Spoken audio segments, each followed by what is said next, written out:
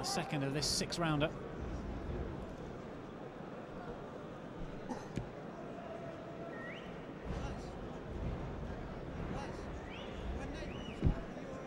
Yeah, you can almost see the grey matter working, can't you?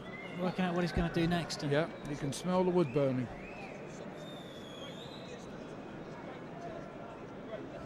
Yeah, he's a thinking fighter, there's no doubt about it. That was a left hand.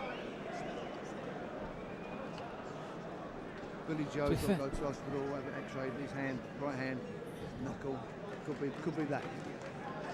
X-ray in the morning. Lovely shot of that from Frankie Gavin, that left hand. We've just been received some information that Billy Joe Saunders is having to go to hospital to have his hand x-rayed. They think he's broken his right hand between the knuckle and the wrist, which of course could mean why he was going to the body. Softer than hitting the head if you've damaged your hand. Depends when he did it in the fight. Obviously a bit of a setback for Billy Joe Saunders. Well, it's the end of the year, so I don't think he would have been expected to be in action until February, March anyway. No. But it depends how badly, how badly it's cracked or broken. Yeah. Maybe it's not, maybe it just feels that it is. The curse of the handbrake. Where David Hayes suffered it in Germany, didn't he? Yeah, Joe Calzaghe suffered throughout his career. Kevin Mitchell, he boxes on the card tonight's had problems as well. Well, all punchers have problems with their hands because hands aren't made to hit people on the head. Not in gloves either, not over and over again.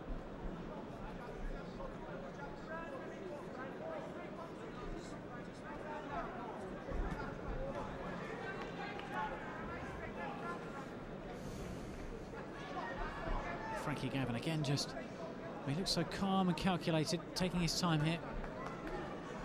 Got fast hands, Frankie. When he throws punches, he throws them very quickly. He's adept at finding the gaps, isn't he?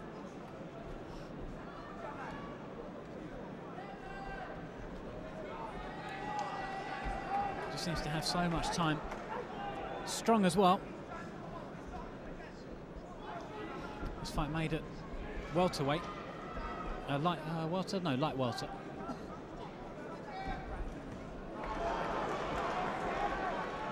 Ted said before, this Frenchman can take a shot. He got hit with a left and a right in the chin, and he never buckled. Never been stopped.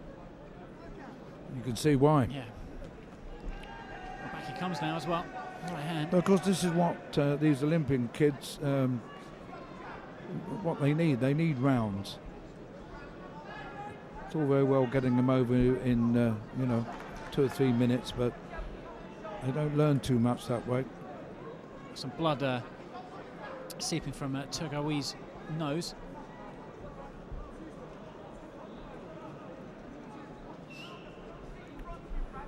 Has he cut around the eye as well?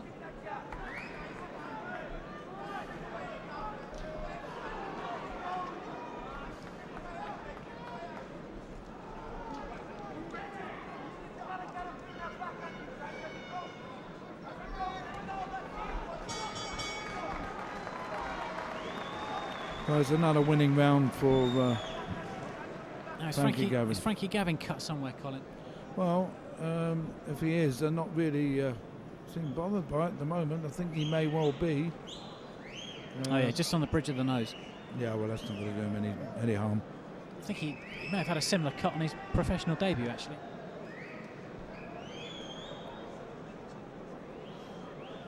And his French opponent there in the corner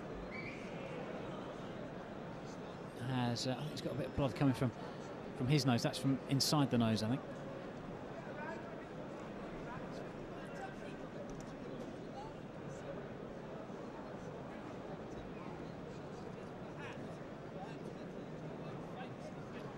Quarters, 10 seconds.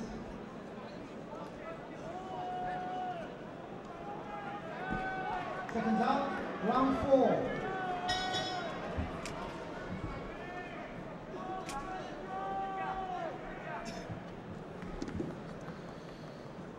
So we're into the second half of this fight here in Newcastle. All looking good so far for Frankie Gavin. Imagine you got in 3 rounds to the good, haven't you, Colin? Yes, I have. Not very difficult scoring, is it? Here? I think the only tricky one we've had so far this evening has been the Alex Arthur fight. Well, thankfully we got that right for a change. I think we do all right, don't we, Colin? Yeah, you know, as I've often said about picking fights, as long as you get more right than you get wrong, as long as you stay ahead of the game, you're doing okay. We called the Paul Smith fight up in Newcastle, right? It was a hard one to call.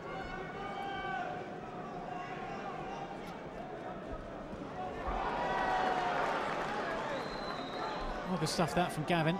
The crowd are getting into it. They've not had a real barn burner though, have they, Colin?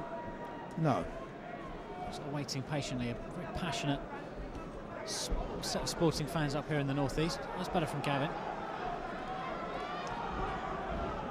Yeah, he's catching the Frenchman with that southpaw right jab as he came in. He must have hit him 3 or 4 times with it. It's a point score. He's sort of been forced to revert to plan B here, isn't he, Frankie Gavin, as the Frenchman shows a bit more aggression. And that's good for him.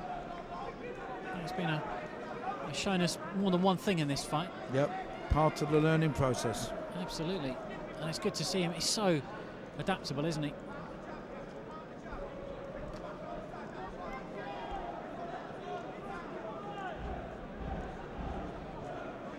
I think with Gavin, he's going to be hard to beat, isn't he, Colin? It certainly is. He can punch, he can box, he has a decent chin as well. And he's so intelligent.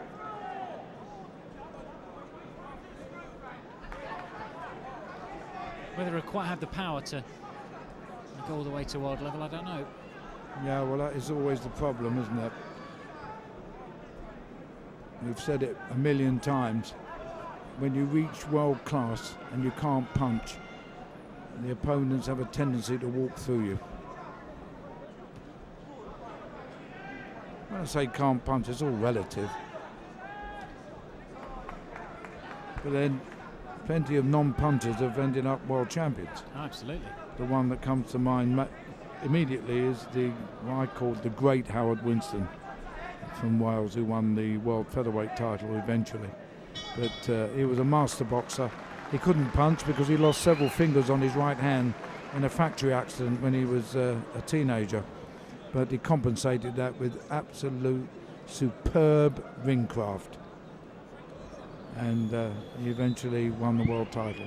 And in today's environment of fragmented world titles, Colin, and maybe the champions aren't as strong as they were, there's plenty of room for manoeuvre, isn't there? Exactly. Well, at least one of the champions may be strong, but when you've got 4 world champions...